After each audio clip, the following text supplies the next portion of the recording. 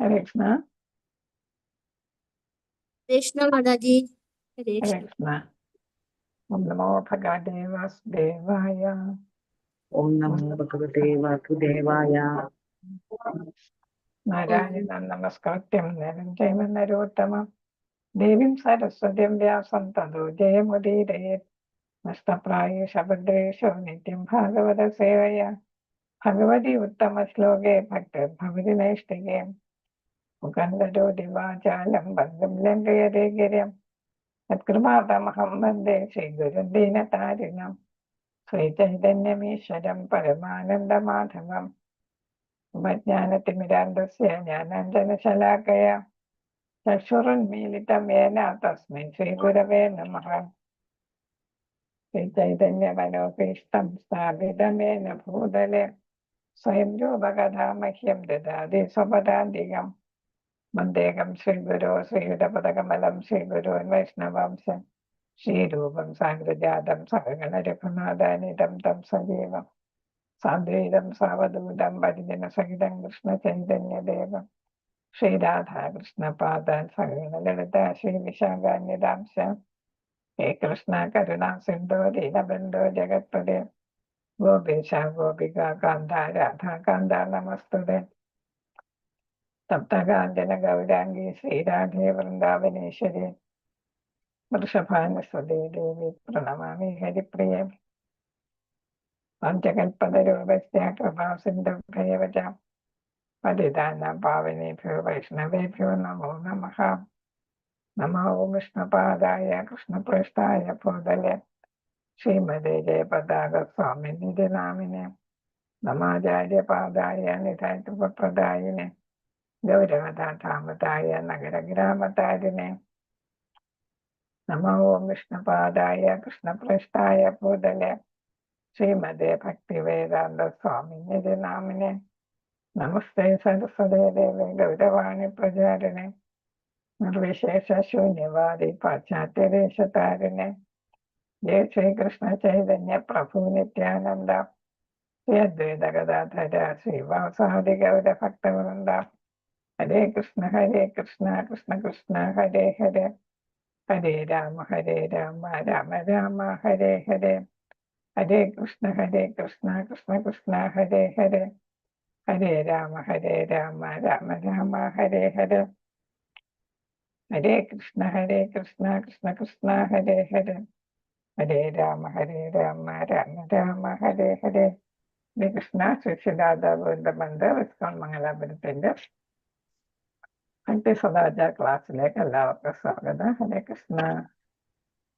നമ്മൾ കഴിഞ്ഞ ദിവസം ഏതാ എടുത്തോണ്ടിരുന്നെന്ന് ഓർക്കുന്നുണ്ടോ?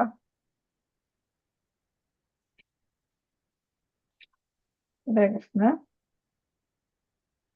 ഇത് നമ്മൾ പഠിച്ചതാണ് പ്രസാദം വിളമ്പുന്ന രീതി.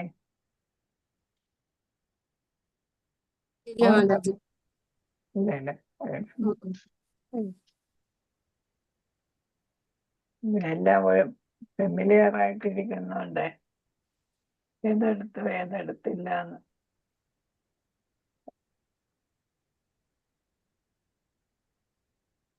അതുകൊണ്ട് ആർക്കും അത്ര ഇത് രണ്ടൂന്ന് ക്ലാസ് നടന്നില്ല, അതുകൊണ്ട് ശരി. അപ്പൊ നമുക്ക് ഇത് മുതൽ തുടങ്ങാം. പ്രസാദം വിളമ്പൽ.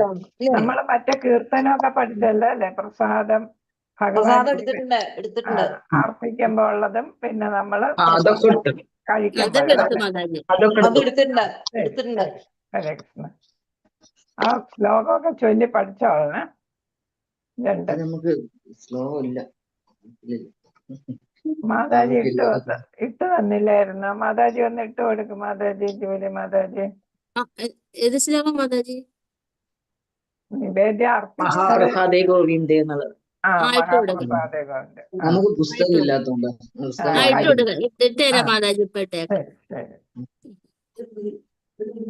പ്രസാദം വിളമ്പുന്ന രീതി. പ്രസാദം എങ്ങനെ വിളമ്പുന്നു, എങ്ങനെ ആദരിക്കുന്നു എന്നത് വൈഷ്ണവ സംസ്കാരത്തിലെ പ്രധാന ആശങ്കകളാണ്. ആദരിക്കുക എന്ന് വെച്ചാൽ നമ്മൾ കഴിക്കുന്നതിനെയാണ് ആദരിക്കുക എന്ന് പറയുന്നത്. അപ്പൊ വിളമ്പുന്നതും നമ്മൾ കഴിക്കുന്നത് എങ്ങനെ വേണം എന്നുള്ളതാണ്. അത് പലർക്കും എന്താണ് അതിനെക്കുറിച്ച് സംശയങ്ങളുണ്ട്. അതാണ് പ്രധാന ആശങ്കകളെന്ന് പറയുന്നത്. ഭക്ഷണം ശരിയായി പാചകം ചെയ്ത് നിവേദിക്കുമ്പോൾ മാത്രമല്ല ഫലമായി ലഭിക്കുന്ന പ്രസാദം ആദരപൂർവം വിളമ്പുമ്പോഴും പിന്നെ ആദരവോടെ സേവിക്കുമ്പോഴും കൃഷ്ണനും ആത്മീയ ഗുരുവും വളരെ സന്തുഷ്ടി ഉള്ളവരാകുന്നു. അപ്പൊ എന്താണ്, നമ്മൾ പ്രസാദം എന്ത് ചെയ്യുന്നു, പാചകം ചെയ്യുന്നു ശരിയായിട്ട്, പിന്നെ നമ്മൾ നിവേദിക്കുന്നു, പിന്നെ നമ്മളത് മഹാപ്രസാദമാക്കി മാറ്റുന്നു, അല്ലെ?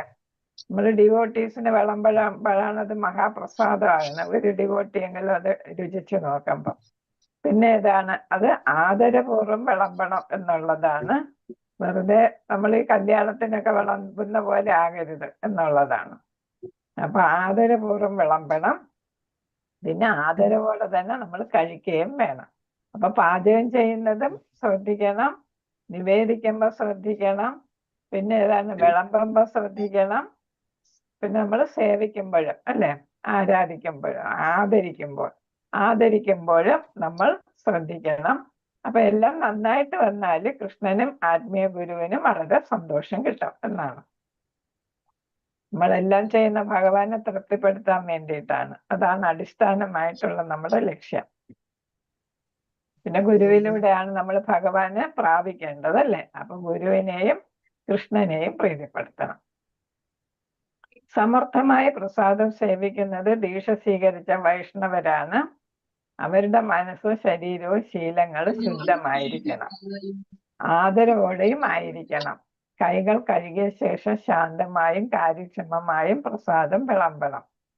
അപ്പൊ എന്താണ്, ഭഗവാനോട് കൂടുതൽ അടുത്ത് നിൽക്കുന്നവരാണ് നമ്മൾ വൈഷ്ണവരല്ലേ.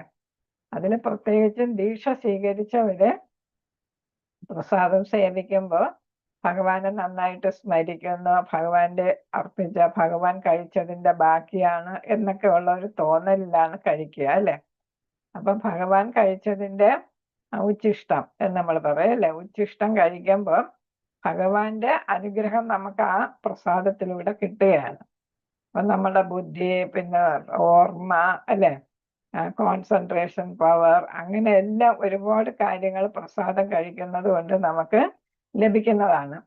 അപ്പൊ അതെല്ലാം ആർക്കതിനെ കുറിച്ച് അറിയാം? ദീക്ഷ സ്വീകരിച്ചവർക്ക് കാര്യങ്ങൾ കുറെ അധികം അറിയാം. അതുകൊണ്ട് അവര് വളരെ ബഹുമാനത്തോടു കൂടി ശരീരവും മനസ്സും ശീലങ്ങളും ശുദ്ധമായിട്ടാണ് ഈ പ്രസാദം കഴിക്കുന്നത്, മഹാപ്രസാദം കഴിക്കുന്നത്. ഇപ്പൊ ആദരവോടെ ആയിരിക്കണം, ശുദ്ധമായിട്ടായിരിക്കണം. കൈകൾ കഴുകിയ ശേഷം ശാന്തമായും കാര്യക്ഷമമായും പ്രസാദം വിളമ്പുകയും വേണം. അപ്പൊ എല്ലായിടത്തും നീറ്റ്നെസ്സിന് വളരെ പ്രാധാന്യം കൊടുക്കുന്നുണ്ട്, അല്ലെ? പാചകം ചെയ്യുമ്പോഴും കഴിക്കുമ്പോഴും വിളമ്പുമ്പോഴും ഒക്കെ നമ്മൾ എന്താണ്, നമ്മുടെ ശരീരവും മനസ്സും ശുദ്ധമായിരിക്കണം എന്നുള്ളതാണ്. അപ്പൊ ഇവിടെ കൈകൾ കഴുകിയ ശേഷം ശാന്തമായും കാര്യക്ഷമമായും വിളമ്പണം. കാര്യക്ഷമം എന്നുള്ളത് എന്താണെന്ന് ഇങ്ങോട്ട് വരുമ്പോൾ നമുക്ക് മനസ്സിലാകും. സാധ്യമായതും ഉച്ചത്തിലുമുള്ള സംസാരം, അതും ശല്യപ്പെടുത്തുന്ന ശബ്ദങ്ങളും ഒഴിവാക്കണം. അപ്പൊ ചിലര് എന്താണ് സംസാരിച്ചുകൊണ്ട് പ്രസാദം വിളമ്പും, അല്ലെ? പ്രസാദം നല്ല ഏത് ഭക്ഷണമാണെങ്കിലും വിളമ്പുമ്പോ സംസാരിച്ചുകൊണ്ട് വിളമ്പും. അപ്പൊ അത് പാടില്ല. കാരണം എന്താണ്, പ്രസാദത്തിനെ നമ്മൾ ആദരിക്കുന്നതാണ്, അല്ലെ? അപ്പൊ പ്രസാദം ആദരിക്കുമ്പോ ഭഗവാനെ കുറിച്ചുള്ള നമ്മുടെ സ്മരണയായിരിക്കണം വേണ്ടത്. അല്ലെങ്കിൽ ഭഗവാനെ കുറിച്ചുള്ള കാര്യങ്ങൾ വേണമെങ്കിൽ നമുക്ക് സംസാരിക്കാം. അതുകൊണ്ട് അവിടെ പറയുന്ന ശല്യപ്പെടുത്തുന്ന ശബ്ദങ്ങൾ ഒഴിവാക്കണം എന്നാണ്. ഉച്ചത്തിൽ സംസാരിക്കുന്നത് ശല്യപ്പെടുത്തുന്ന ശബ്ദങ്ങൾ ഒഴിവാക്കണം. ചിലയിടത്തൊക്കെ എന്താണ് മ്യൂസിക് ഇടുക, അല്ലെ? അതേതാണ് അടിപൊളി പാട്ടുകളൊക്കെ ആയിരിക്കും ഇട്ടിരിക്കുക, അല്ലെ? അപ്പൊ അങ്ങനത്തെ ഉള്ള പാട്ടുകൾ കേട്ടോണ്ടല്ല ഭഗവാന്റെ പ്രസാദം നമ്മൾ കഴിക്കേണ്ടത്. അപ്പൊ ഒന്നിയിൽ ഭഗവാന്റെ ലീലകളെ കുറിച്ചുള്ള എന്തെങ്കിലും, അല്ലെങ്കിൽ കീർത്തനങ്ങളോ, അല്ലെങ്കിൽ ഭഗവാനെ കുറിച്ചുള്ള പ്രഭാഷണങ്ങളോ, അതൊക്കെ നമ്മൾ ആഹാരം കഴിക്കുന്നിടത്ത്, പ്രസാദം കഴിക്കുന്നിടത്ത് കേൾക്കാവുന്നതാണ് എന്നാണ്. അപ്പൊ അതുകൊണ്ടാണ് ശല്യപ്പെടുത്തുന്ന ശബ്ദങ്ങൾ, അടിപൊളി പാട്ടുകളൊന്നും അവിടെ ആവശ്യമില്ല, അതൊന്നും പാടില്ല. പിന്നെ ചൂടോടെ വിളമ്പാനുള്ള വിഭവങ്ങൾ യഥാർത്ഥത്തിൽ ചൂടുള്ളതാണെന്നും എല്ലാ വിഭവങ്ങളും നൽകേണ്ടതുണ്ടെന്നും അല്ലെങ്കിൽ കൃത്യസമയത്ത് സേവനത്തിനായി എത്തും എന്ന് ഉറപ്പാക്കണം. അപ്പൊ വിളമ്പാൻ നിൽക്കുന്നവർ ശ്രദ്ധിക്കേണ്ട കാര്യങ്ങളാണ്. ചില ആഹാര സാധനങ്ങൾ എന്താണ് ചൂടോടെ വിളമ്പണം അല്ലേ? അപ്പൊ അത് അങ്ങനെ ചൂടായിട്ട് തന്നെ വിളമ്പണം എന്ന്. അതിന് യഥാർത്ഥത്തിൽ ചൂടുണ്ട്, തണുത്തു പോയിട്ടില്ല എന്ന് നമ്മൾ ഉറപ്പാക്കണം വിളമ്പുന്നവര്. അതേപോലെ തന്നെ എല്ലാ വിഭവങ്ങളും കൊടുക്കേണ്ടതുണ്ട്, വിളമ്പേണ്ടതുണ്ട്. അതെല്ലാം എന്താണ് അവിടെ ഉണ്ടോ എന്ന് ഉറപ്പാക്കണം. അപ്പൊ കുറെ സാധനങ്ങൾ വെച്ചു, പിന്നെന്താണ് കുറെ സാധനങ്ങൾ കൊണ്ടുവന്നില്ല, അങ്ങനെയൊന്നും പാടില്ല. എല്ലാ സാധനങ്ങളും അവിടെ ഉണ്ടെന്ന് ഉറപ്പാക്കിയിട്ടാണ് വിളമ്പാൻ തുടങ്ങുന്നത്. പിന്നെ ഇവിടെ പറയുന്നു നമ്മൾ എന്താണ് ആരോഗ്യ കാരണങ്ങൾ കണക്കിലെടുത്ത് മൈക്രോവേവ് ഒഴിവാക്കണം. അതിലൊരുപാട് റേഡിയേഷനും ഒക്കെ ഉണ്ട് എന്നുള്ളതാണ് അതുകൊണ്ട് പറയുന്നത്, മൈക്രോവേവ് ഒഴിവാക്കാനായിട്ട് പറയുന്നത്. ഹരേ കൃഷ്ണ. നമ്മുടെ ഹെൽത്തിന് നല്ലതല്ല. അപ്പോൾ പ്രഭുപാദർ എപ്പോഴും പ്രാധാന്യം കൊടുക്കുന്നുണ്ട്, ആരോഗ്യത്തിനും പ്രാധാന്യം കൊടുക്കുന്നുണ്ട്. വൃത്തിക്കും വെളുപ്പിനും പ്രാധാന്യം കൊടുക്കുന്നത് പോലെ തന്നെ ആഹാരത്തിനും കൊടുക്കുന്നുണ്ട്. കാരണം എന്താണ്, നമ്മുടെ ആത്മാവ് എന്താണ് ഒരു നല്ല എനർജറ്റിക് ആയിട്ടുള്ള അല്ലെങ്കിൽ ആരോഗ്യപരമായിട്ടുള്ള ശരീരത്തിനുള്ളിലാണ് ആത്മാവ് ഇരിക്കേണ്ടത് അല്ലേ? എങ്കിലേ നമുക്ക് ആത്മാവിനെയും പുഷ്ടിപ്പെടുത്താൻ അല്ലെങ്കിൽ ആത്മാവിന് ശരിയായിട്ടുള്ള രീതിക്ക് പോഷണം നൽകി നമുക്ക് ആത്മാവിനെ ഏതാണ് ഏതവസ്ഥയിൽ വേണം, ശുദ്ധ സത്വഗുണ അവസ്ഥയിൽ എത്തിക്കണം അല്ലേ? അപ്പൊ അതിന് നമുക്ക് ആരോഗ്യമുള്ളവര് ശരീരം ഉണ്ടായിരിക്കണം. കൃഷ്ണാവബോധ പ്രവർത്തനത്തിനൊക്കെ നമുക്ക് വേണമെങ്കിൽ ചെയ്യണമെന്ന് ആശിക്കുന്നവർക്ക് ആരോഗ്യവും വേണം. അതുകൊണ്ട് ഭക്ഷണം കഴിക്കുന്നത് എപ്പോഴും എന്താണ് ശ്രദ്ധിക്കണം, കൃത്യസമയത്ത് തന്നെ ഭക്ഷണം കഴിക്കേണ്ടതാണെന്നാണ് പറയുന്നത്. ഭക്ഷണം കഴിക്കുന്നവരുടെ പ്ലേറ്റുകളിലോ കൈകളിലോ വിളമ്പുന്നവരോ ഉപയോഗിക്കുന്ന പാത്രങ്ങളോ തൊടരുത്. ഇത് വിളമ്പുന്നവരെയും പാത്രങ്ങളെയും മലിനമാക്കുന്നു. അപ്പൊ കുളിച്ചു വൃത്തിയായി പരിശുദ്ധ ആയിട്ടാണ് വിളമ്പുന്നവര് വരുന്നത് അല്ലേ? അപ്പൊ ആ വിളമ്പുന്നവരെന്താ ചെയ്യേണ്ടത്? അവര് എന്താണ് കഴിക്കുന്നവരുടെ പാത്രങ്ങളിലൊന്നും തൊടാൻ പാടില്ല എന്നാണ്. അപ്പൊ അതേപോലെ ഉപയോഗിക്കുന്ന ഏതാണ് തവി അങ്ങനെയൊക്കെ ഉള്ളതില്ലേ, അതൊന്നും കഴിക്കാനിരിക്കുന്നവരുടെ പാത്രത്തിൽ തൊടാൻ പാടില്ല. അപ്പൊ എന്താണ്, ആ തവി തുടങ്ങിയവയും മലിനമാകും. ആ മലിനമായതാണ് നമ്മൾ ഏതിലിടുന്നത്, മറ്റുള്ളവർക്ക് വിളമ്പാൻ വെച്ചേക്കുന്ന പ്രസാദത്തില് ഇടുന്നത്. അപ്പൊ അത് കാരണം ഒന്നിലും തൊടാൻ പാടില്ല. കഴിക്കുന്നവരുടെ പ്ലേറ്റിലോ കൈകളിലോ ആര് തൊടാൻ പാടില്ല, വിളമ്പുന്നവരോ ഉപയോഗിക്കുന്ന പാത്രങ്ങളോ തൊടരുത്. പാത്രം എന്ന് വെച്ചാൽ തവി തുടങ്ങിയവയും സാധനങ്ങൾ എടുത്തു വെച്ചേക്കുന്ന പ്രസാദം എടുത്തു വെച്ചേക്കുന്ന പാത്രങ്ങൾ തൊടാൻ പാടില്ല. അത് രണ്ടു കൂട്ടരെയും വിളമ്പുന്നവരെയും പാത്രങ്ങളെയും മലിനമാക്കും.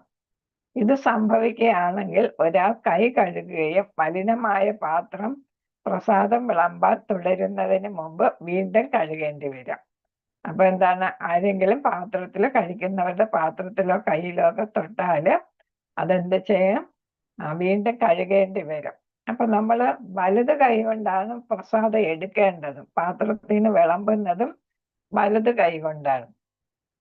അപ്പൊ നമ്മളിപ്പോ എന്താണ് പ്രസാദം കഴിച്ചുകൊണ്ടിരിക്കുക, നമുക്ക് വീണ്ടും വേണം, വിളമ്പിത്തരാൻ ആളില്ല എന്ന് വെച്ചാല് നമ്മൾ എന്ത് ചെയ്യേണ്ടത്, ആ രണ്ട് കൈയും കഴുകിയിട്ട് ആ പാത്രം ഏതാ പ്രസാദം ഇരിക്കുന്ന പാത്രത്തിൽ നിന്ന് വലത് കൈ കൊണ്ട് എടുത്തിടണം എന്നുള്ളതാണ്. നമ്മൾ അശുദ്ധമാക്കാൻ പാടില്ല എന്നാണ്. അപ്പൊ നമ്മൾ രണ്ട് കൈയും കഴുകിയിട്ട് വലത് കൈ കൊണ്ട് പ്രസാദം നമുക്ക് അഡീഷണൽ വേണമെങ്കിൽ നമ്മുടെ പാത്രത്തിൽ ഇടുന്നത്. അതാരും വിളമ്പി തരാനില്ലെങ്കിൽ, ചിലപ്പോൾ ക്ഷേത്രത്തിൽ പോകുമ്പം കുറച്ച് പേരെ കാണുള്ളൂ, അപ്പൊ അവിടെ നമുക്ക് വിളമ്പി തരാൻ ആളില്ല, എടുത്ത് കഴിച്ചോളാൻ പറയുകയാണെങ്കിൽ നമ്മൾ ചെയ്യുന്ന എന്താണ്, ആദ്യം നല്ല വൃത്തിയായിട്ടിരിക്കുക. അത് കഴിഞ്ഞിട്ട് നമ്മൾ വലത് കൈ കഴുകിയ കൈ ആയിരിക്കണം, അതുകൊണ്ട് വലത് കൈ കൊണ്ട് എടുത്തിട്ട് നമ്മളെ പ്ലേറ്റിൽ തൊടാതെ ഇടണം.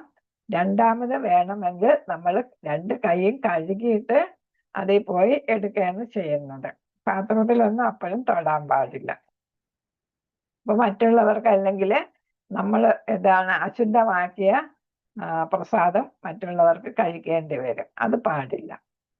ശൂന്യമായ ഒരു തളികയുടെ വലിപ്പം അനുസരിച്ച് പ്രസാദം പതിയെ ഇടാം. അപ്പൊ എന്താണ്, ഏത് പാത്രം എന്ന് വെച്ചാല് ശൂന്യമായി വിളമ്പിയിട്ടില്ല എങ്കിൽ അതിന്റെ വലിപ്പം അനുസരിച്ച് പതുകെ ഇടണം പ്രസാദം. നമ്മളിങ്ങനെ കോരിങ്ങനെ ഇട്ടിട്ടിട്ട് പോകരുത്.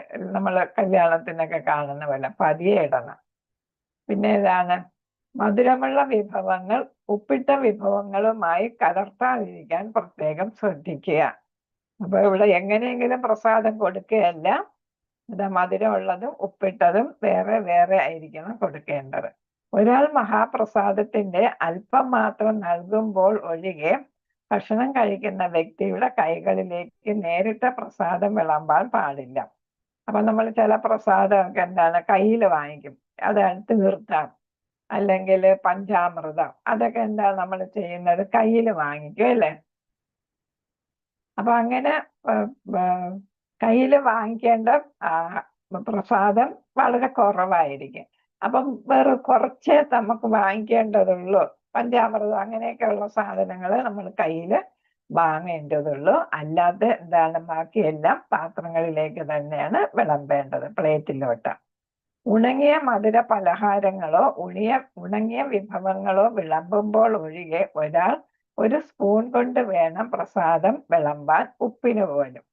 അപ്പൊ എല്ലാത്തിനും എന്ത് ഉപയോഗിക്കണം? നമ്മൾ ഏതാണ് തവിയോ അല്ലെങ്കിൽ സ്പൂണോ ഉപയോഗിക്കണം. ഏതോ ഉണങ്ങിയ ഡ്രൈ ഫ്രൂട്ട്സ് അല്ലെ, അങ്ങനെയുള്ളത് എന്തെങ്കിലും ആണെങ്കിൽ നമുക്ക് കൈകൊണ്ടെടുത്ത് വിളമ്പാം. അല്ലാത്തതൊക്കെ നമ്മൾ ഏതിലായിരിക്കണം? വെറ്റായിട്ടുള്ള സാധനങ്ങൾ അല്ലെ. വെറ്റായിട്ടുള്ള സാധനങ്ങൾ വിളമ്പുമ്പം പ്രസാദം ഏത് ഉപയോഗിക്കണം? സ്പൂണ് ഉപയോഗിച്ചേ വിളമ്പാൻ പാടുള്ളൂ. പ്രസാദം വിളമ്പുമ്പോൾ ഒരാളുടെ വലത് കൈ മാത്രമേ ഉപയോഗിക്കാവൂ വിളമ്പാനായിട്ട്. അശുദ്ധമായ ഒന്നിലും തുടരരുത്. അപ്പൊ ആരെങ്കിലും കഴിച്ച പ്ലേറ്റ് അവിടെ ഇരിപ്പുണ്ട് എങ്കിൽ അതിൽ നമ്മൾ വിളമ്പുന്നയാള് തൊടാൻ പാടില്ല എന്നാണ്. ഇപ്പൊ എച്ചില് പാത്രമല്ലേ, അതിൽ തൊടാൻ പാടില്ല. ഉദാഹരണത്തിന് ഒരാളുടെ വായ, മൂക്ക്, വേറെ ഉദാഹരണം പറയുന്നതാണ് പാദങ്ങൾ, മുടി അല്ലെങ്കിൽ താഴത്തെ ശരീരം. പിന്നെ ഒരാൾ കോട്ട് വായിടുകയോ തുമ്മുകയോ തുപ്പുകയോ ചെയ്യരുത്. അപ്പൊ ഇവിടെ എന്താണ് വളരെ ശുദ്ധമായിട്ടായിരിക്കണം എല്ലാം ചെയ്യേണ്ടത് എന്നാണ്. അപ്പൊ നമ്മൾ വായ, മൂക്ക്, പാദങ്ങൾ, മുടി അല്ലെങ്കിൽ ശരീരത്തിന്റെ താഴെയുള്ള ഭാഗങ്ങളിലൊന്നും തൊടാനോ കോട്ടുവായിടാനോ തുമ്മാനോ തുപ്പാനോ പാടില്ല. വിളമ്പുന്ന പാത്രങ്ങൾ ആരുടെയും പാദങ്ങളിൽ തൊടാൻ പാടില്ല. നമ്മൾ നിലത്തിരുന്നാണ് കഴിക്കുന്നത്. അപ്പൊ കുനിഞ്ഞ് വിളമ്പി തരുമ്പോ എന്ത് ചെയ്യാൻ പാടില്ല? മറ്റുള്ളവരുടെ പാദത്തില്, കഴിക്കാനിരിക്കുന്നവരുടെ പാദത്തിൽ തൊടാൻ പാടില്ല പാത്രം. അപ്പൊ ശ്രദ്ധിച്ച് വിളമ്പണം. നിലത്തിരുന്നാണ് പ്രധാനമായിട്ട് ക്ഷേത്രങ്ങളില് ഈ പ്രസാദം കഴിക്കുന്നത്. മഹാപ്രസാദം ഭഗവാന്റെ തളികയിൽ നിന്ന് നേരിട്ട് കഴിക്കരുത്, മറിച്ച് അത് മറ്റൊരു പാത്രത്തിലേക്കോ അല്ലെങ്കിൽ പിഞ്ഞാണത്തിലേക്കോ മാറ്റണം. അപ്പൊ നേരിട്ട് നമ്മൾ വീട്ടിൽ വയ്ക്കുമ്പോഴും ഏതാണ് ഭഗവാന്റെ മുന്നിൽ നിന്ന് എടുത്തോണ്ട് വരുമ്പോ പോകുന്ന വഴിക്ക് എടുത്ത് കഴിക്കാൻ നോക്കരുത് എന്നാണ്. അത് ഏത് സാധനമാണെങ്കിലും ഡ്രൈ ഫ്രൂട്ട്സ് നമ്മൾ ചിലപ്പോൾ നട്ട്സോ അങ്ങനെ ബദാമോ അല്ലെങ്കിൽ ഫ്രൂട്ട്സോ അല്ലെ അങ്ങനെയൊക്കെ വെക്കുമ്പോൾ പഴമൊക്കെ വെക്കുമ്പോഴേ അപ്പോഴും നമ്മൾ എന്ത് ചെയ്യാൻ പാടില്ല? അതിൽ നിന്ന് നേരിട്ടെടുത്ത് കഴിക്കാൻ പാടില്ല. കാരണം എന്താണ്? ഭഗവാന്റെ പാത്രം ഭഗവാന് മാത്രമായിട്ടുള്ളതാണ് അല്ലെ. അപ്പൊ നമ്മൾ അതിൽ നിന്ന് എടുത്ത് കഴിക്കാൻ പാടില്ല. അപ്പൊ വേറൊരു പാത്രത്തിലാക്കിയിട്ട് വേണം നമ്മൾ കഴിക്കാൻ. ഭഗവാന്റെ തളികകൾ കഴുകി കഴിയുന്നത് വരെ ഭക്ഷണം കഴിക്കാൻ പാടില്ലെന്നാണ് ക്ഷേത്ര മാനദണ്ഡം. നമ്മൾ ഭഗവാന്റെ ഏതാണ് പ്രസാദം വച്ചിട്ട് നമ്മൾ എടുത്തു കൊണ്ടുവരുമ്പോ എന്താ ചെയ്യാൻ പാടില്ല? അത് നമ്മൾ ആ പാത്രം കഴുകി മാറ്റി വെച്ചതിന് ശേഷം എന്ന് വെച്ച് പ്രത്യേകിച്ച് പറയും ഭഗവാന്റെ പാത്രം മറ്റു പാത്രങ്ങളോടൊപ്പം കൂട്ടിയിടരുത്. അത് സെപ്പറേറ്റ് നമ്മൾ വെക്കണം. അപ്പൊ അതുപോലെ തന്നെ നമ്മൾ ഭഗവാന് പ്രസാദം വച്ച് കഴിഞ്ഞ് എടുത്തുകൊണ്ട് വന്നാല് നമുക്ക് എത്ര വിശപ്പുണ്ടെങ്കിലും നമ്മൾ അതിൽ നിന്ന് എടുത്ത് കഴിക്കാനും പാടില്ല. ആ പാത്രത്തിൽ നിന്ന് മാറ്റിയിട്ട് ആ പാത്രം കഴുകി മാറ്റി വെച്ചതിന് ശേഷം മാത്രമേ നമ്മൾ ആഹാരം കഴിക്കാവൂ, പ്രസാദം കഴിക്കാവൂ. വിവിധ വിഭവങ്ങൾ വിളമ്പുന്നതിനുള്ള ശരിയായ ക്രമം: ആദ്യം വെള്ളം നൽകണം, അരിയും ചപ്പാത്തിയും ആദ്യം മുതൽ നൽകുകയും, അരിയും ചപ്പാത്തി എന്ന് വെച്ചാൽ ചോറെന്നാണ് ഇവിടെ ഉദ്ദേശിക്കുന്നത്. ട്രാൻസ്ലേഷൻ വന്നപ്പോൾ അരി ആയതാണ്. ചോറും ചപ്പാത്തിയും ആദ്യം മുതൽ നൽകുകയും പ്രസാദം ആദരിച്ച് എല്ലാ സദ്യയും പൂർത്തിയാക്കുന്നത് വരെ ആവശ്യാനുസരണം നിറയ്ക്കുകയും വേണം. കഴിയുമെങ്കിൽ ചപ്പാത്തി ചൂടോടെ നൽകണം. എന്ന് വെച്ചാൽ തണുത്തു പോയ ചപ്പാത്തിയുടെ ടേസ്റ്റ് കുറയും അല്ലേ, അതുകൊണ്ട് ചപ്പാത്തി ചൂടോടെ കൊടുക്കണം. അതേസമയം ചോറ് അതുപോലെ ചപ്പാത്തി എത്ര വേണമെങ്കിലും നമ്മൾ കൊടുക്കണമെന്നാണ് പറയുന്നത്. അപ്പൊ അവസാനം വരെ നമ്മൾ ചോറും ചപ്പാത്തിയൊക്കെ വേണോ എന്ന് ചോദിച്ചു കൊടുക്കും. പല പ്രാവശ്യം കൊണ്ടുവരും.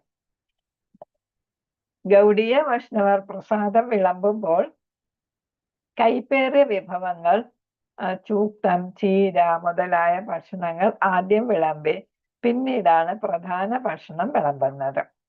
അപ്പൊ ഈ കൈപ്പയ്ക്ക അങ്ങനെയൊക്കെ ഉള്ളതും, പിന്നെ ചീരയ്ക്ക് വലിയ കയ്പൊന്നും ഇല്ല, എന്നാലും അത് അതിൽ കൂട്ടി പറഞ്ഞിരിക്കുകയാണ്. അങ്ങനത്തെ സാധനങ്ങൾ എന്ത് ചെയ്യണം, ആദ്യം വിളമ്പണം. പിന്നീടാണ് ചോറ്, ചപ്പാത്തി തുടങ്ങിയവയൊക്കെ വിളമ്പുന്നത്. ഇതിനു ശേഷം ദാലും രുചികരമായ പകോടകളും വറുത്ത ഉരുളക്കിഴങ്ങും വിളമ്പും. ഇതൊക്കെ നോർത്ത് ഇന്ത്യയിലെ പ്രധാനമായിട്ടുള്ള ആഹാര സാധനങ്ങളാണ്. ദാല്, നമ്മളിവിടെ ദാലും വയ്ക്കുമല്ലേ. ഏത് വെച്ചിട്ടാ ദാലെന്ന് പറഞ്ഞിട്ട് നമുക്ക് വാങ്ങാൻ കിട്ടും അല്ലേ. അല്ലെങ്കിൽ നമ്മള് സാമ്പാർ പരിപ്പൊക്കെ വെച്ചിട്ടും ദാലുണ്ടാക്കും. അപ്പൊ പലതരത്തിലുള്ള ദാലുകൾ നമുക്ക് കിട്ടാം. പിന്നെ ഏതാണ് പകോടകള്, വറുത്ത സാധനങ്ങള്, നമ്മൾ ഉപ്പേരികളൊക്കെ ഇല്ലേ അത്. പിന്നെ വറുത്ത ഉരുളക്കിഴങ്ങൊക്കെ വടക്കേ ഇന്ത്യക്കാർക്ക് പ്രധാനമായിട്ടുള്ള ഒരു വിഭവമാണ്. പിന്നീട് മറ്റ് പച്ചക്കറി സദ്യകൾ വരുന്നു. സദ്യകളെന്ന് പറയുമ്പോൾ നമ്മൾ തോരൻ, അവിയല് തുടങ്ങി അങ്ങനത്തെ അതിനെയൊക്കെയാണ് സദ്യ എന്ന് പറയുന്നത്. കുറഞ്ഞ സദ്യകളിൽ നിന്ന് വിഭവ സമ്പന്നമായ സദ്യകളിലേക്ക്, നനഞ്ഞവയിൽ നിന്ന് ഉണങ്ങിയവയിലേക്ക് പുരോഗമിക്കുന്നു. അപ്പൊ ഇതാണ് കൂടുതൽ നമ്മൾ അവിയല് അങ്ങനെയുള്ള സാധനങ്ങൾ നമ്മൾ കൂടുതൽ കൊടുക്കുന്നതാണ്. അപ്പൊ കുറച്ച് കൊടുക്കുന്ന സദ്യകളിൽ നിന്ന്, കറികളിൽ നിന്ന് കൂടുതൽ കൊടുക്കുന്ന കറികളിലേക്ക് എന്നാണ്. നമ്മളിപ്പോ സദ്യ വിളമ്പാൽ ആദ്യം അച്ചാറുകളൊക്കെ വിളമ്പൂല്ലേ, പിന്നെ കിച്ചടി, തോരൻ, അവിയൽ, ആ തരത്തിലാണ് നമ്മൾ വിളമ്പുന്നത് അല്ലേ. അപ്പൊ അതേപോലെ തന്നെ നമ്മൾ കൈ കൊണ്ട് തന്നെയാണ് ഉപ്പേരി, പപ്പടം, പഴം അതൊക്കെ എടുത്ത് വെക്കുകയും ചെയ്യും. അതാ നേരത്തെ പറഞ്ഞത്, അതൊക്കെ കൈ കൊണ്ട് എടുത്ത് വെക്കാം. ബാക്കിയെല്ലാം സ്പൂൺ വെച്ചിട്ട് എടുക്കണം. അപ്പൊ നനഞ്ഞവയിൽ നിന്ന് ഉണങ്ങിയവയിലേക്ക് പുരോഗമിക്കുന്നു. ഡ്രൈ ആയിട്ടുള്ള സബ്ജികളും പിന്നെ ഏതാണ് നനവുള്ള അവിയൽ പോലെയൊക്കെ ഉള്ളത്. പിന്നെ വിഭവ സമ്പന്നമായ നനഞ്ഞ സബ്ജികൾ വീണ്ടും വിളമ്പേണ്ടതാണ്. ഇപ്പൊ പച്ചടി, കിച്ചടി അങ്ങനെയൊക്കെ ഉള്ള കറികളൊക്കെ ഇല്ലേ, ആ കറികളൊക്കെ പിന്നെയും വിളമ്പണം. തൈര്, പച്ചടികളും ചട്നികളും പിന്തുടരുന്നുണ്ട്. അപ്പൊ അവയും വരുന്നുണ്ട്. ഒടുവിൽ മധുരം കുറവിൽ നിന്ന് കൂടുതൽ മധുരത്തിലേക്ക് പുരോഗമിക്കുന്നു. അപ്പം മധുരമായിട്ടുള്ള സാധനങ്ങളാണെങ്കിൽ ആദ്യം മധുരം കുറഞ്ഞ സാധനങ്ങളാണ്, പിന്നെ മധുരം കൂടിയ സാധനങ്ങൾ. വിളമ്പുന്നത് കുറച്ചാണെങ്കിലും ഭക്തർ ഒരു വിഭവം കഴിച്ച് പൂർത്തിയാക്കുമ്പോൾ അത് വീണ്ടും നിറയ്ക്കാൻ ജാഗ്രത പുലർത്തണം. എന്ന് വെച്ചാൽ ആവോളം കൊടുക്കണം എന്നാണ്. എത്ര വേണോ അത്രയും കൊടുക്കണം. ഭക്തർക്ക് അവർ ആഗ്രഹിക്കുന്നത്ര സാധനങ്ങൾ വിളമ്പുന്നതിൽ നാം ഉദാരത കാണിക്കണം. അപ്പൊ നമ്മൾ പിശുക്ക് കാണിക്കാൻ പാടില്ല. ആവശ്യമുള്ള സാധനങ്ങൾ വീണ്ടും കൊടുത്തുകൊണ്ടേയിരിക്കണം. ഒരാൾക്ക് എന്തെങ്കിലും വിഭവം പിന്നീട് എടുത്ത് കഴിക്കാൻ താല്പര്യമുള്ളതിനാൽ അത് വിളമ്പുന്നതിൽ പിശുക്കാനും പിടിച്ചു വെക്കാനും പാടില്ല. അപ്പൊ വിളമ്പുന്നവർ വിചാരിക്കും നമുക്ക് പിന്നീട് ആവശ്യമുള്ളതാണ് എന്ന് വിചാരിച്ച് എന്ത് ചെയ്യരുത്, മാറ്റി വെക്കരുത്. എല്ലാം ഭക്തർക്ക് വിളമ്പണം. പ്രസാദം വിതരണം ചെയ്യുവാനുള്ളതാണ്. ഭക്ഷണത്തിന്റെ അവസാനം ഒഴികെ ഭക്തരുടെ കയ്യിൽ ഒരിക്കലും ഒരു പ്ലേറ്റ് കാലിയായിട്ടിരിക്കരുത്. അപ്പൊ എന്താണ്, പ്രസാദം എല്ലാവർക്കും വിതരണം ചെയ്യാനാണ് പ്രസാദം. അതുകൊണ്ട് എന്താണ്, അത് പിടിച്ചു വെക്കരുത്. ധാരാളം വിളമ്പിക്കൊടുക്കുക, ആവശ്യാനുസരണം വിളമ്പിക്കൊടുക്കുക. ഒരിക്കലും ഒരു പ്ലേറ്റ് കാലിയായിരിക്കരുത്. എന്ന് വെച്ചാൽ എന്താണ്, എപ്പോഴും നിറച്ചുകൊണ്ടേ ഇരിക്കണം. ഭക്തന്റെ ആവശ്യം അനുസരിച്ച് നിറച്ചുകൊണ്ടിരിക്കുക. വിളമ്പുന്ന ആൾക്കോ ആതിഥേയനോ ഒരു വിഭവത്തിന്റെ അത്ഭുതകരമായ ഗുണങ്ങൾ അത് വിളമ്പുമ്പോൾ വിവരിക്കാം. നേരത്തെ പറഞ്ഞു ഒരുപാട് ശബ്ദമുണ്ടാക്കി ബഹളം വെച്ച് സംസാരിക്കുകയോ അങ്ങനെയൊന്നും പാടില്ല എന്ന് പറഞ്ഞു അല്ലേ?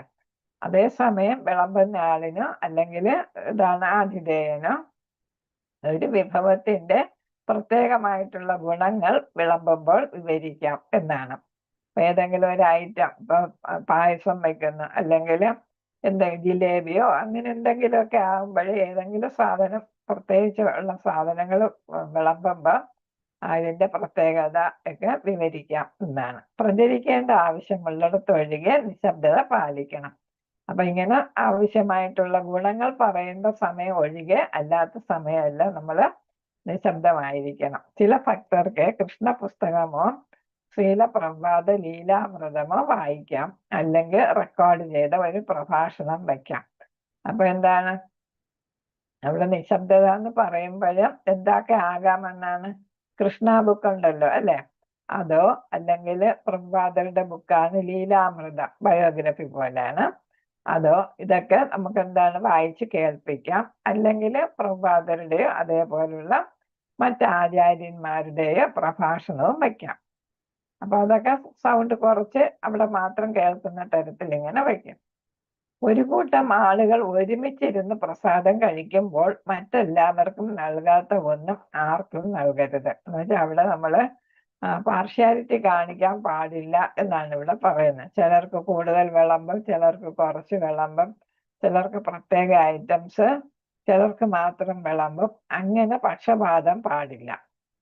പ്രസാദം വിളമ്പുന്ന ഭക്തൻ വിളമ്പുമ്പോൾ ഒരു വ്യത്യാസവും കാണിക്കരുത്. എന്ന് വെച്ചാൽ എല്ലാവരെയും ഒരേപോലെ കണ്ട് വിളമ്പണം.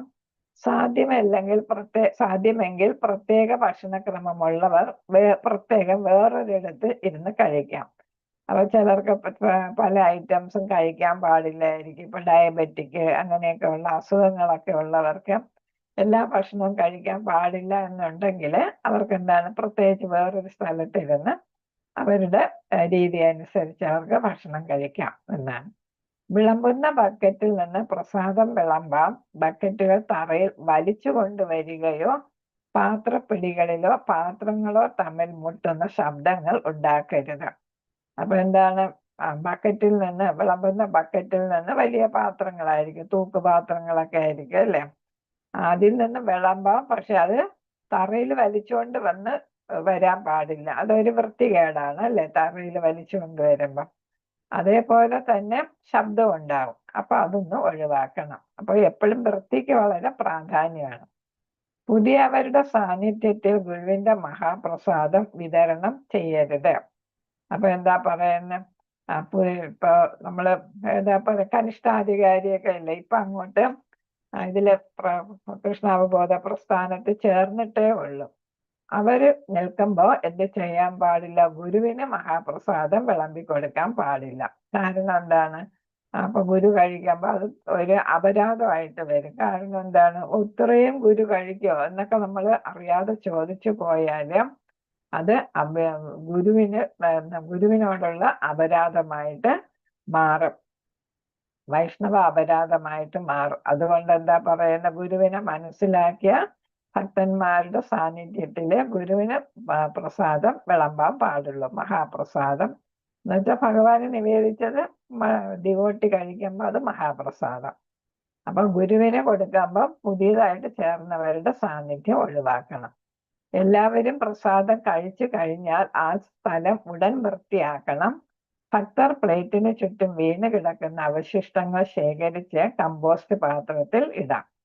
അപ്പൊ ഒരു കൂട്ടര് കഴിച്ചു കഴിഞ്ഞാൽ അവിടെ തൂത്ത് വൃത്തിയാക്കി പായൊക്കെ എടുത്ത് മാറ്റി തൂത്ത് വൃത്തിയാക്കി അത് കഴിഞ്ഞിട്ട് വീണ്ടും പായ വിരിച്ചാണ് അവർക്ക് അടുത്ത ബാച്ചിന് ആഹാരം വിളമ്പേണ്ടത്, പ്രസാദം വിളമ്പേണ്ടത്.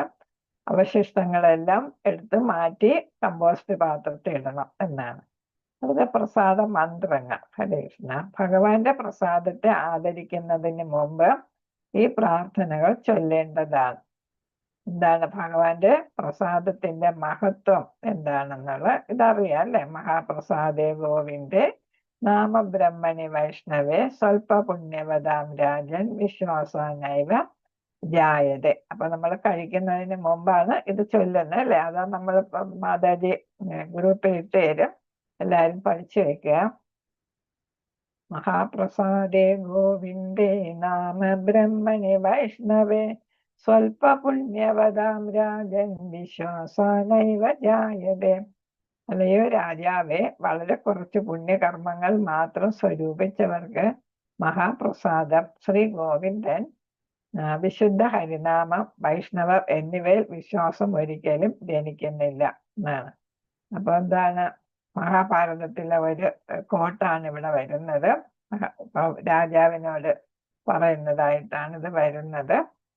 അപ്പൊ പുണ്യകർമ്മങ്ങൾ കുറച്ചു മാത്രം സ്വരൂപിച്ചവർക്ക് മഹാപ്രസാദം, പിന്നെ ശ്രീ ഗോവിന്ദൻ, വിശുദ്ധ ഹരിനാമം, വൈഷ്ണവർ എന്നിവയിൽ വിശ്വാസം ഒരിക്കലും ജനിക്കുന്നില്ല. അപ്പം പുണ്യകർമ്മങ്ങൾ കുറച്ച് ചെയ്തവർക്ക് ഇതിലൊന്നും വിശ്വാസം വരത്തില്ല എന്നാണ് പറയുന്നത്.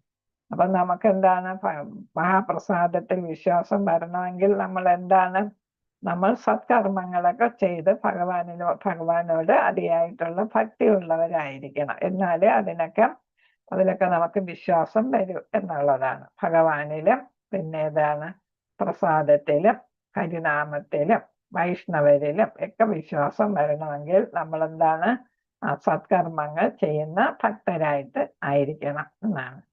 അടുത്ത് പ്രസാദ സേവയാ എന്ന് പറയുന്നത് എന്താണ്, അടുത്ത് വരുന്നത് എന്താണ്, അതിൽ ചില അക്ഷരങ്ങള് അങ്ങോട്ടും ഇങ്ങോട്ടും മലയാളം ട്രാൻസ്ലേഷൻ വന്നപ്പം വ്യത്യാസമുണ്ട്. ഇത് ആദ്യം ഭഗവാന്റെ പ്രസാദത്തിന്റെ മഹത്വമാണ് ആദ്യത്തേതിൽ പറയുന്നത്. രണ്ടാമത്തെ സ്റ്റാൻസ എന്ന് പറയുന്നത് പ്രസാദ സേവ നമുക്ക് എന്തൊക്കെ കിട്ടുക എന്നുള്ളത്.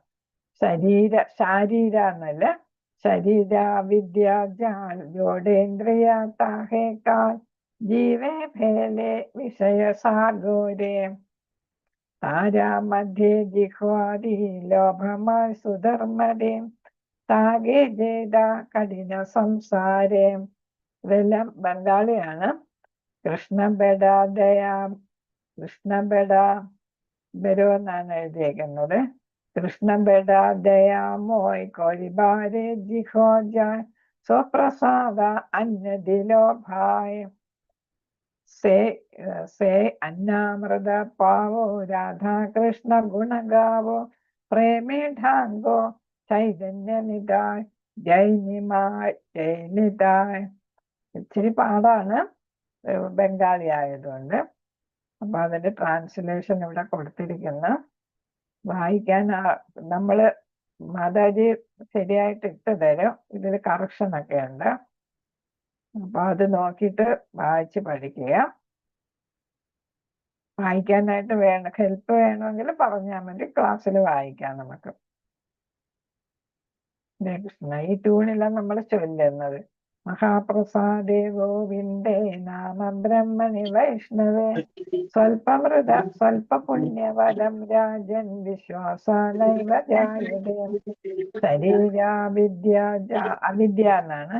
ശരീരാവിദ്യ ജോടേന്ദ്രിയ താഹേകാ ജീവേ ഭേലെ വിഷയ സാഗോരേ താരാ മധ്യേ ജിഹ്വാദി ലോഭമായി ചതുർമതേ താകെ ജേത കഠിന സംസാരേ കൃഷ്ണബെഡ ദയാമോയ് പരിവാരേ ജിഹ്വാജ സ്വപ്രസാദ അന്യദിലോഭായ് സേ അന്നാമൃത പാവോ രാധാകൃഷ്ണ ഗുണഗാവോ പ്രേമേ ഢാംഗേ ചൈതന്യനിധായ് ജൈനിധായ്. അപ്പൊ അങ്ങനെയാണ് ചൊല്ലുന്നത്. കൃഷ്ണ. അപ്പൊ ഇതിന്റെ അർത്ഥം കൊടുത്തിട്ടുണ്ട്. ഭഗവാനെ, ഈ ഭൗതിക ശരീരം അജ്ഞതയുടെ ഒരു പിണ്ഡമാണ്. ഇന്ദ്രിയങ്ങൾ മരണത്തിലേക്കുള്ള പാതകളുടെ ഒരു ശൃംഖലയാണ്. എങ്ങനെയോ നമ്മൾ ഭൗതിക ഇന്ദ്രിയാനുഭൂതിയുടെ ഈ സമുദ്രത്തിൽ വീണുപോയി. എല്ലാ ഇന്ദ്രിയങ്ങളിലും വെച്ച് നാവാണ് ഏറ്റവും ആർത്തിയുള്ളതും അനിയന്ത്രിതവും ആയത്. ഈ ലോകത്ത് നാവിനെ കീഴടക്കുക എന്നത് വളരെ ബുദ്ധിമുട്ടാണ്. എന്നാൽ പ്രിയ കൃഷ്ണ, അങ്ങ് ഞങ്ങളോട് വളരെ ദയവുള്ളവനാണ്. നാവിനെ നിയന്ത്രിക്കാൻ വേണ്ടി മാത്രം ഞങ്ങൾക്ക് ഇത്രയും നല്ല പ്രസാദം നൽകിയിരിക്കുന്നു. ഇപ്പോൾ നമ്മൾ ഈ പ്രസാദത്തെ പൂർണ്ണ സംതൃപ്തിയോടെ എടുത്തു കഴിച്ചു. ആരാധ്യ ഭഗവാൻ ശ്രീ രാധാകൃഷ്ണന്മാരെ പ്രകീർത്തിച്ചു. സ്നേഹത്തോടെ ഭഗവാൻ ചൈതന്യന്റെയും ഭഗവാൻ നിത്യാനന്ദന്റെയും സഹായത്തിന് അപേക്ഷിക്കാം. അപ്പൊ ഇതാണ് ഇവിടെ പറയുന്നത്. നമുക്ക് ഭഗവാന്റെ പ്രസാദം കിട്ടുന്ന, അപ്പൊ എന്താണ് പ്രസാദം നമ്മൾ കഴിക്കുമ്പോൾ നമ്മുടെ നാവിന്റെ ത്വര, നമ്മൾ ഉപദേശാമൃതത്തിൽ പഠിച്ചു അല്ലേ? അപ്പൊ അമിതമായിട്ട് ഭക്ഷിക്കുന്നത് ഇതാണ് നാവിന്റെ ത്വര എന്നാ പറയുന്നത് അല്ലെ? അപ്പൊ ഇന്ദ്രിയാനുഭൂതിക്ക് വേണ്ടിയിട്ട് നമ്മൾ ഒരുപാട് കഴിക്കാൻ പാടില്ല. പ്രസാദമാണെങ്കിൽ ആവശ്യത്തിന് കഴിക്കാവൂ എന്ന് പറയുന്നുണ്ട്. മിതമായിട്ട് ആഹാരം കഴിക്കണം, അതാണ് ശരീരത്തിന് നല്ലതല്ലേ? നല്ല ആരോഗ്യമുള്ള ശരീരത്തിന് മിതമായിട്ടാണ് നമ്മൾ കഴിക്കേണ്ടത്. കൃഷ്ണ, അപ്പോ എന്താണ് നാവിന്റെ ത്വര ഇല്ലാതാക്കാനായിട്ട് ഭഗവാന്റെ അനുഗ്രഹം നമുക്ക് വേണം എന്നാണ്. ഭഗവാനെ നമ്മൾ അനുഗ്രഹിക്കൂ, ഭഗവാൻ ദയവുള്ളവനാണ്. അതേപോലെ തന്നെ ആചാര്യന്മാരെ എന്ത് ചെയ്യുന്നു? പ്രകീർത്തിക്കുന്നുണ്ട്. രാധാകൃഷ്ണന്മാരെ പ്രകീർത്തിക്കുന്നു, ചൈതന്യനെയും പ്രകീർത്തിക്കുന്നു, ഭഗവാൻ നിത്യാനന്ദനെയും പ്രകീർത്തിക്കുന്നു. അവരുടെ എല്ലാ സഹായം നമുക്ക് വേണം എന്നാണ് ഇവിടെ പറയുന്നത്. അപ്പം നാവിന്റെ ത്വരയ്ക്ക് വേണ്ടിയിട്ട് നമ്മൾ അതിനെ തൃപ്തിപ്പെടുത്താനായിട്ട് ഒരിക്കലും അമിതമായിട്ട് ആഹാരം കഴിക്കരുത്. അത് പ്രസാദം ആണെങ്കിൽ പോലും. ഇനി ഇതിൽ കുറച്ച് വേറെ ഉണ്ട്, പക്ഷെ ഇതിൽ ഇട്ടിട്ടില്ല. ബുക്കിലെ കുറെ ഉണ്ട്. ജയ ശ്രീകൃഷ്ണ ചൈതന്യ പ്രഭു നിത്യാനന്ദ ശ്രീ അദ്വൈത ഗദാധര ശ്രീവാസാദി ഗൗര ഭക്തവൃന്ദ ഹരേ കൃഷ്ണ മഹാമന്ത്രം. അത് കഴിഞ്ഞിട്ട് ശ്രീരാധാ മാധവ് മഹാപ്രസാദ് കി ജയം, ശ്രീരാധാ മാധവ് മഹാപ്രസാദ് കി ജയ, ശ്രീരാധാ രാസബിഹാരി മഹാപ്രസാദ് കി ജയം, ശ്രീരാധാ ഗോപാൽജി മഹാപ്രസാദ് കി ജയ, പ്രഭാത് കി ജയ, ഗുരുദേവ് കി ജയം, അനന്തകോടി വൈഷ്ണവ ഭക്തവൃന്ദ കി ജയ്, നിതായ് ഗൗര പ്രേമാനന്ദ ഹരിഹരി ബോൽ. അപ്പൊ ഇത്രയും ബുക്കിലുണ്ട്. നമ്മൾ ചൊല്ലുമ്പോ അത്രയും അങ്ങ് ചൊല്ലാറുണ്ട്. നമ്മൾ പ്രസാദം ആദരിക്കുന്ന നേരത്തെ ഇത്രയൊക്കെ ചൊല്ലാറുണ്ട്, ബാക്കിയും കൂടെ ചൊല്ലും. അടുത്ത് പ്രസാദം ആദരിക്കൽ, കഴിക്കുമ്പോൾ നമ്മൾ ശ്രദ്ധിക്കേണ്ട കാര്യങ്ങള്. ഒന്നാമതായി ഭഗവാൻ കൃഷ്ണന് ഭക്തിയോടെ സമർപ്പിച്ച ഭക്ഷണം മാത്രമേ കഴിക്കാവൂ. അപ്പൊ ഒരു ഭക്തൻ എന്ന് പറയുമ്പോൾ ഭഗവാന് നിവേദിച്ചതായിരിക്കും കഴിക്കുന്നത്. കാരണം എന്താണ്? ഭഗവാന് നിവേദിക്കുന്ന ഭക്ഷണം എന്ന് പറയുന്നത് അത് എന്താണ്? വെജിറ്റേറിയൻ ഫുഡ് ആയിരിക്കും അല്ലെ ഒന്ന്. വേറൊന്ന് അത് ഭക്തന്മാര് തയ്യാറാക്കുന്നതാണ് അല്ലെ? ആ ഭക്ഷണം തയ്യാറാക്കുന്നവരാണ് വളരെ വൃത്തിയോടെ കുളിച്ച് ശുദ്ധമായിട്ടുള്ള വസ്ത്രമൊക്കെ ധരിച്ച് വൃത്തിയോടെ ഭക്തന്മാരുണ്ടാക്കുന്നതാണ്, വൈഷ്ണവരുണ്ടാക്കുന്നതാണ്. അപ്പൊ വൈഷ്ണവരുണ്ടാക്കിയ ഭക്ഷണമാണ് ഭക്തർ കഴിക്കുന്നത്. പുറത്തു നിന്ന് വാങ്ങുന്ന ഭക്ഷണമൊന്നും കഴിക്കാൻ പാടില്ല എന്നാണ്. അതായത് അവരെല്ലാം ചിലപ്പോൾ നോൺ വെജിറ്റേറിയൻ ആഹാരങ്ങൾ ഉണ്ടാക്കുന്നവരായിരിക്കും, നോൺ വെജിറ്റേറിയൻ ആഹാരം കഴിക്കുന്നവരായിരിക്കും, നോൺ വെജിറ്റേറിയൻ ആഹാരം ഉണ്ടാക്കുന്ന സ്ഥലത്തുണ്ടാക്കിയതായിരിക്കും അല്ലെ? അപ്പൊ അങ്ങനെയുള്ള ആഹാരമൊന്നും നമ്മൾ ഭഗവാന് കൊടുക്കത്തില്ല, നിവേദിക്കത്തില്ല. അപ്പൊ ഭഗവാന് നിവേദിക്കുന്ന ഭക്ഷണം ഏറ്റവും ശുദ്ധമായിട്ടുള്ള ഭക്ഷണമായിരിക്കും, സാത്വിക ഗുണത്തിലുള്ള ഭക്ഷണമായിരിക്കും. അതുകൊണ്ട് അത് മാത്രമേ നമ്മൾ കഴിക്കാവൂ എന്നാണ് പറയുന്നത്. നഗര ജീവിതത്തിലെയും പ്രചരണത്തിന്റെ ആവശ്യങ്ങളിലെയും പരിമിതികൾ കണക്കിലെടുത്ത് പ്രായോഗികമായി കഴിയുന്നത്ര താഴെ കൊടുത്തിരിക്കുന്ന ആദർശ നിലവാരത്തിലേക്ക് അടുക്കാൻ ശ്രമിക്കണം. അപ്പൊ നഗരത്തിലുള്ളവർക്ക് ഈ പറയുന്ന കാര്യങ്ങളൊന്നും അതേപോലെ അങ്ങ് പരിപാലിക്കാനായിട്ട് സാധിക്കത്തില്ല. അതേപോലെ കൃഷ്ണാവബോധ പ്രവർത്തനങ്ങളിൽ ഏർപ്പെടുന്നവർക്ക്, പ്രചരണത്തിന് പോകുന്നവർക്ക് അവിടെയും പരിമിതികൾ കാണും. അപ്പൊ അതൊക്കെ ഏതാണ് കണക്കിലെടുത്ത് പ്രായോഗികമായിട്ട് നമുക്ക് എത്രത്തോളം ആകാമോ ആദർശ നിലയിലേക്ക്, എന്നുവെച്ചാൽ നിയമം പറയുന്ന രീതിയിലേക്ക് എത്രത്തോളം നമുക്ക് അതുമായിട്ട് യോജിച്ച് നമുക്ക് ഏതാണ് പ്രസാദം ആദരിക്കാനായിട്ട് സാധിക്കുമോ അതാണ് ചെയ്യേണ്ടത്. ആദർശപരമായി ഒരാൾ കഴിക്കേണ്ടത് എന്താണെന്നാണ് പറയുന്നത്. ഭക്തർ പാചകം ചെയ്യുന്നത്, ഭക്തർ ഭഗവാന് സമർപ്പിക്കുന്നത്, ഭക്തർ വിളമ്പുന്നതുമായ ഭക്ഷണം. അപ്പൊ ഇതാണ് നമ്മൾ ആദർശപരമായിട്ട് കഴിക്കേണ്ടത്. എന്താന്ന് വെച്ചാൽ നിയമം അനുസരിച്ച് നമ്മൾ കഴിക്കേണ്ടത് ഭക്തർ പാചകം ചെയ്യുന്നതായിരിക്കണം, ഭക്തർ ഭഗവാൻ സമർപ്പിക്കുന്നതായിരിക്കണം, ഭക്തർ വിളമ്പുന്നതുമായിരിക്കണം എന്നുള്ളതാണ്. അപ്പം എല്ലായിടത്തും ആരുണ്ട്? ഭക്തർ കോമൺ ആയിട്ടുണ്ട് അല്ലേ? പാചകം ചെയ്യുന്നതും ഭക്തർ, ഭഗവാൻ സമർപ്പിക്കുന്നതും ഭക്തർ, വിളമ്പുന്നതും ഭക്തർ. അതാണ് എന്താണ് ശരിയായിട്ടുള്ള പ്രസാദം ആദരിക്കൽ എന്നാണ്. പ്രചരണത്തിനോ സേവനത്തിനോ അല്ലെങ്കിൽ ആവശ്യമില്ലെങ്കിൽ ഭക്തരല്ലാത്തവർ പാചകം ചെയ്യുന്ന ഭക്ഷണം ഒഴിവാക്കണം. നമ്മൾ എന്താണ് സേവനത്തിന് പോവുകയോ അല്ലെങ്കിൽ പ്രചരണത്തിന് പോവുകയോ അല്ലെങ്കിൽ എന്താണ് ഭക്തരല്ലാത്തവർ പാചകം ചെയ്യുന്ന ഭക്ഷണം ഒഴിവാക്കണം. ചിലപ്പോൾ നമ്മൾ ചില സ്ഥലത്ത് പോകുമ്പോൾ നമുക്ക് പ്രസാദം കൊണ്ടുപോകാൻ പറ്റത്തില്ല അല്ലേ? പക്ഷെ നമ്മൾ വിശന്നിരിക്കാനായിട്ട് പ്രഭാതർ പറയുന്നുമില്ല. അങ്ങനെ വരുമ്പോൾ അത്യാവശ്യമുള്ള സമയങ്ങളിൽ നമുക്ക് എന്ത് കഴിക്കാം? മറ്റുള്ളവർ പാചകം ചെയ്ത ഭക്ഷണം കഴിക്കേണ്ടി വരും. പക്ഷെ നമ്മൾ എപ്പോഴും ശ്രദ്ധിക്കണം, അത് വെജിറ്റേറിയൻ ആയിരിക്കണം, ഉള്ളി വെളുത്തുള്ളി ഇവയൊന്നും ഇല്ലാത്തതായിരിക്കണം. പിന്നെ ഇതാണ് ചോക്ലേറ്റ്, ഐസ്ക്രീം, ചിപ്സ്, ബിസ്ക്കറ്റ്, ശീതള പാനീയങ്ങൾ, ബ്രെഡ് തുടങ്ങിയവയൊക്കെ പുറത്തു നിന്ന് വാങ്ങി കഴിക്കരുത് എന്നാണ് പറയുന്നത്. അവയൊക്കെ വീട്ടിൽ തന്നെ ഉണ്ടാക്കാം. നമുക്ക് കുക്കറും അതേപോലെ ഓവനും ഒക്കെ ഉണ്ടെങ്കിൽ ഇതൊക്കെ സാധനങ്ങൾ വീട്ടിൽ തന്നെ ഉണ്ടാക്കാൻ പറ്റുന്നതാണ്. ചിപ്സും ഒക്കെ, ചിപ്സൊക്കെ നമ്മൾ സാധാരണ ഉണ്ടാക്കുന്നത് തന്നെയാണ് അല്ലേ? അപ്പൊ അതൊക്കെ വീട്ടിൽ തന്നെ ഉണ്ടാക്കുക, പുറത്തുനിന്ന് വാങ്ങി കഴിക്കാതിരിക്കുക. ഭക്തരായ അതിഥികൾക്ക് വീട്ടിൽ തന്നെ ഉണ്ടാക്കുന്ന ഭക്ഷണങ്ങളും നാരങ്ങ വെള്ളം, പഴച്ചാറുകൾ തുടങ്ങിയ പ്രകൃതിദത്ത പാനീയങ്ങളും നൽകാം. അപ്പൊ നമ്മളെ വീട്ടിൽ ഏതെങ്കിലും ഭക്തര് വരികയാണെങ്കിൽ ആചാര്യന്മാരോ അല്ലെങ്കിൽ ഇസ്കോണിൽ നിന്ന് പ്രഭുക്കന്മാരോ മാതാജിമാരോ ഒക്കെ വരുമ്പോൾ നമുക്ക് വീട്ടിലുണ്ടാക്കിയ ഇങ്ങനെയുള്ള സാധനങ്ങളൊക്കെ നമുക്ക് കൊടുക്കാം. പിന്നെ ഇതാണ് നാരങ്ങ വെള്ളം, പഴച്ചാറുകൾ ഒക്കെ കൊടുക്കാൻ എന്നാണ്. പ്രകൃതിദത്ത പാനീയങ്ങൾ എന്ന് പറയുമ്പോൾ നമ്മൾ പാക്കറ്റിൽ വാങ്ങിച്ച പാനീയങ്ങളൊന്നും കൊടുക്കരുത്. പാക്കറ്റിൽ വാങ്ങിച്ച ചിപ്സ്, ബിസ്ക്കറ്റ് അങ്ങനെയുള്ള സാധനങ്ങളൊന്നും അവർക്ക് നൽകാൻ പാടില്ല. അപ്പൊ വീട്ടിലുണ്ടാക്കിയതാണെങ്കിൽ അവയൊക്കെ കൊടുക്കാം. അല്ലെങ്കിൽ നമുക്ക് നാരങ്ങ വെള്ളം അല്ലെങ്കിൽ ജ്യൂസോ നമ്മൾ ഉണ്ടാക്കിയ ജ്യൂസുകൾ കൊടുക്കാം. യാത്ര ചെയ്യുമ്പോഴോ മറ്റ് അത്തരം സാഹചര്യങ്ങളിലോ വാണിജ്യപരമായ ഇനങ്ങൾ തിരഞ്ഞെടുക്കാവുന്നതാണ്. എന്ന് വെച്ചാൽ നമ്മൾ വാങ്ങിക്കുന്ന സാധനങ്ങൾ യാത്ര പോകുമ്പോൾ നമുക്ക് എല്ലാ ഫുഡ് നമുക്ക് പ്രസാദം കൊണ്ടുപോകാനൊന്നും പറ്റിയെന്ന് വരത്തില്ല.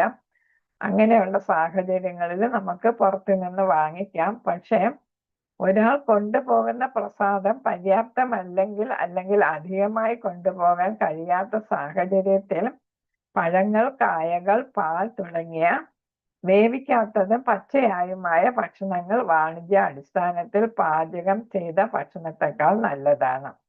അപ്പം പുറത്തു നിന്ന് വാങ്ങിച്ച് കഴിക്കുന്നതിനേക്കാൾ മെച്ചം എന്താണ്?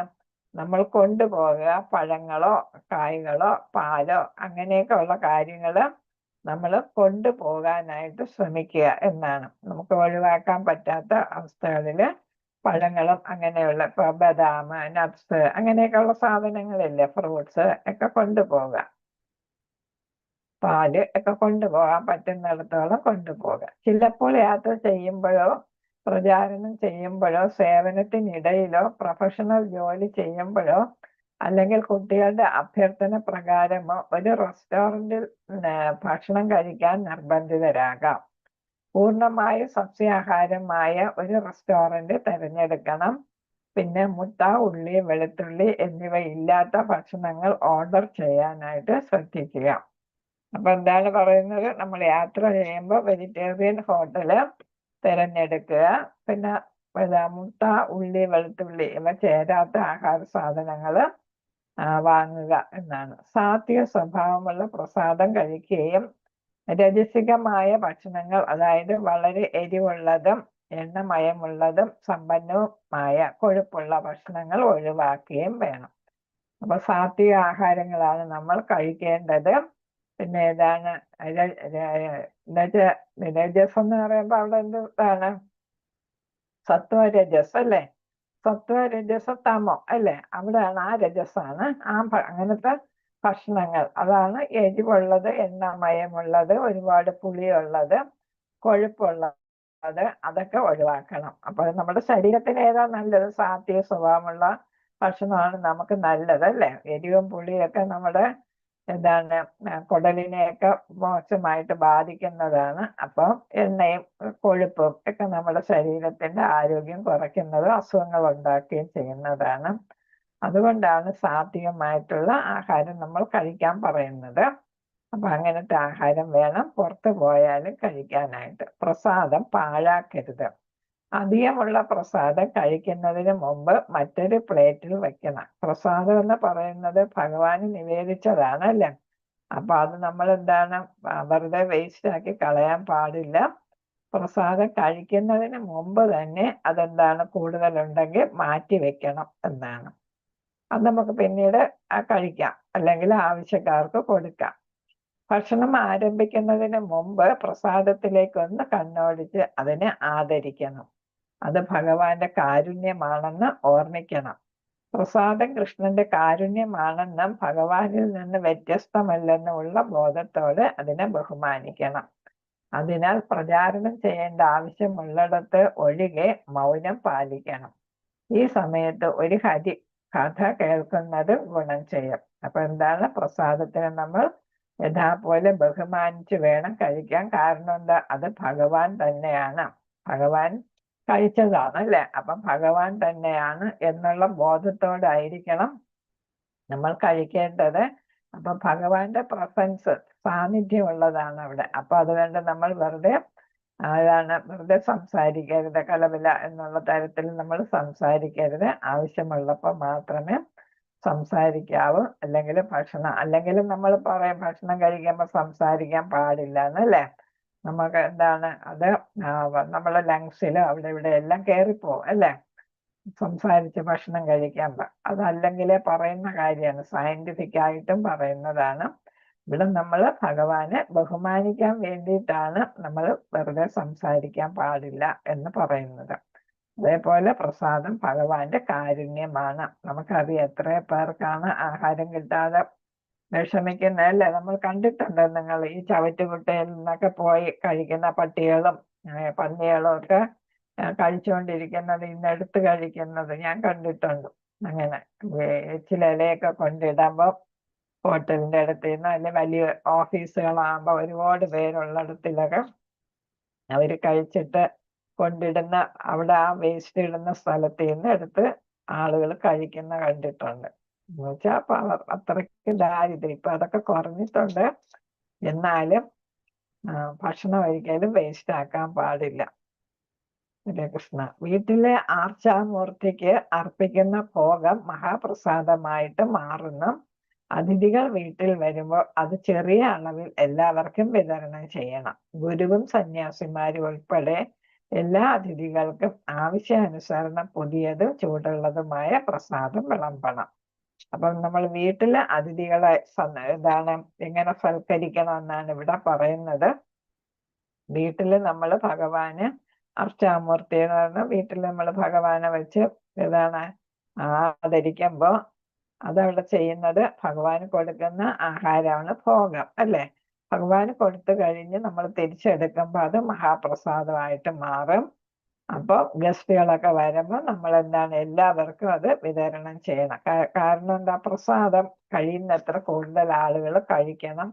അത് അവിശ്വാസികൾ കഴിച്ചാലും കുഴപ്പമില്ല. അവിശ്വാസികളും കഴിച്ച് ക്രമേണ വിശ്വാസികളായിട്ട് മാറും, അല്ലെ? അമേരിക്കയിൽ പ്രഭുപാദർ അവിശ്വാസികളെയൊക്കെയാണ് പ്രസാദം കൊടുത്ത് വിശ്വാസികളാക്കി മാറ്റിയത്, അല്ലെ?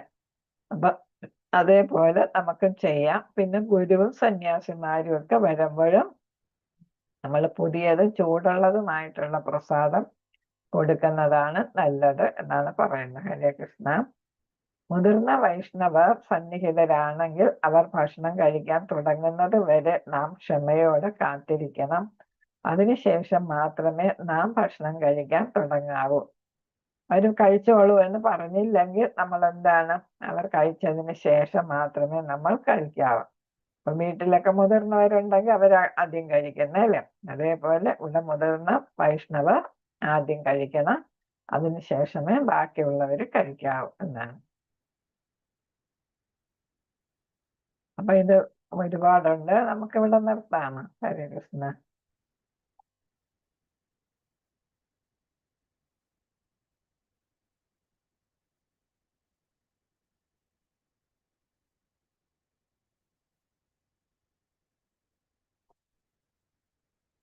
കൃഷ്ണ. വാഞ്ചകൽപ്പത രൂപശ്ച, ഓർത്തോള്.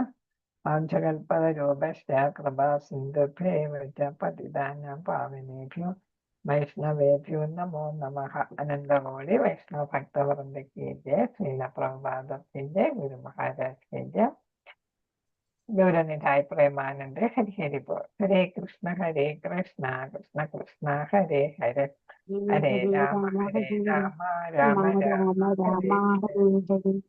ഹരേ കൃഷ്ണ ഹരേ കൃഷ്ണ കൃഷ്ണ കൃഷ്ണ ഹരേ ഹരേ. ഹരേ രാമ രാമ രാമ ഹരേ ഹരേ. ഹരേ കൃഷ്ണ കൃഷ്ണ ഹരേ ഹരേ. ഹരേ രാമ രാമ രാമ ഹരേ ഹരേ. പ്രണാമ. ഹരേ കൃഷ്ണ.